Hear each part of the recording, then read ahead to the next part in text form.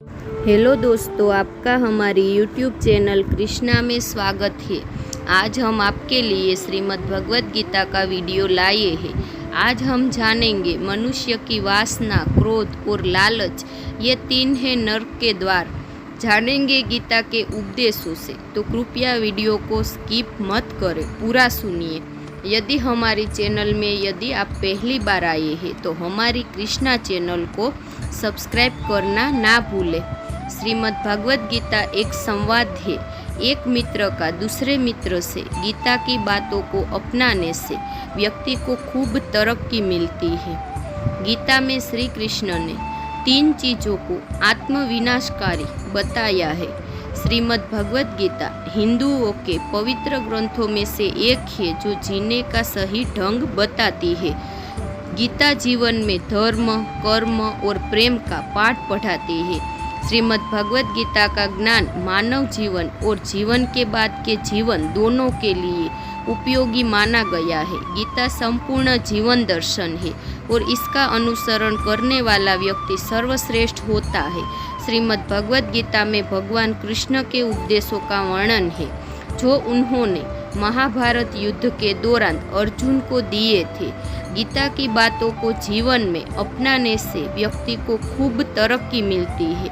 गीता में श्री कृष्ण ने तीन चीज़ों को आत्मविनाशकारी बताया है। खुद का विनाश करती है ये तीन चीज़ों। गीता में तीन चीज़ों को आत्मविनाशकारी बताया है। श्री कृष्ण कहते हैं कि वासना, क्रोध और लालच नरक के तीन द्वार माने गए हैं। ये तीनों चीज आत्मविनाशकारी है। यह अच्छे से अच्छे मनुष्य का भी सर्वनाश कर देती है। गीता में श्री कृष्ण कहते हैं कि मनुष्य को कभी भी अहंकार नहीं करना चाहिए।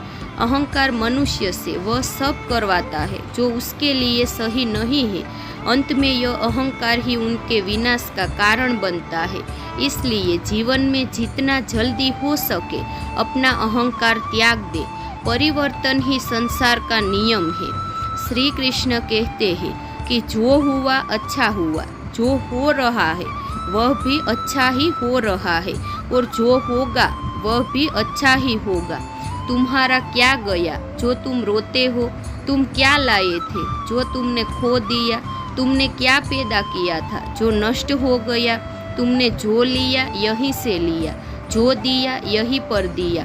जो आज तुम्हारा है कल किसी और का था, परसों किसी और का हो जाएगा। गीता के अनुसार मनुष्य को अपने दिमाग पर पूरा नियंत्रण रखना चाहिए। यदि हम इसे नियंत्रित नहीं करते तो हमारा अपना दिमाग एक दुश्मन की तरह काम करता है। श्री कृष्ण कहते हैं, न यह शरीर तुम्हारा है न तुम इस शरीर के हो।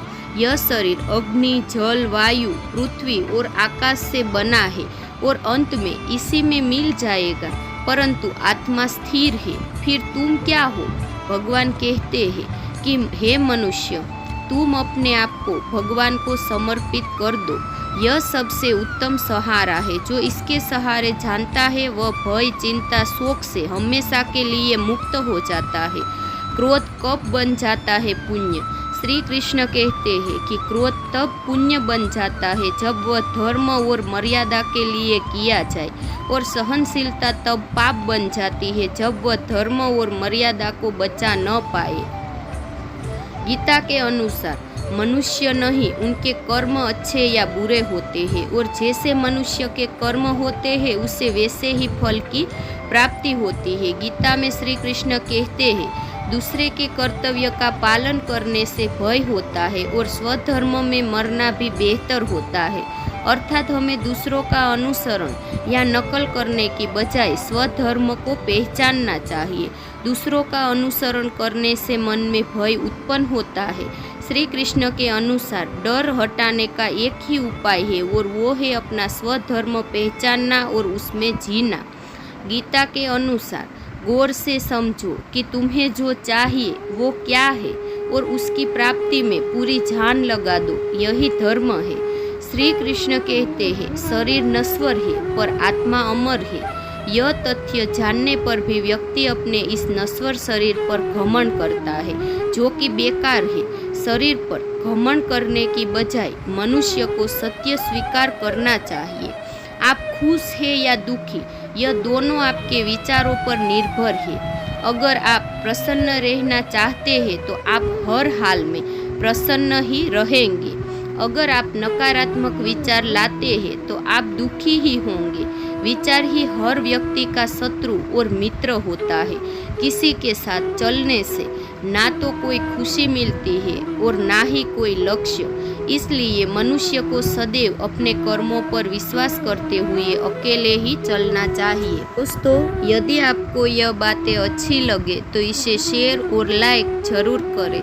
साथ ही और भी धार्मिक कथा को सुनने के लिए हमारी चैनल को सब्सक्राइब करना ना भूलें और नीचे दिए गए कमेंट बॉक्स में हमें ज़रूर बताइए आपका इस कथा के बारे में क्या ख्याल है। यदि कोई प्रश्न है तो आप हमें पूछ सकते हैं। हम आप तक सही जानकारी देने का प्रयास अवश्य करेंगे। जय श्री कृष्णा।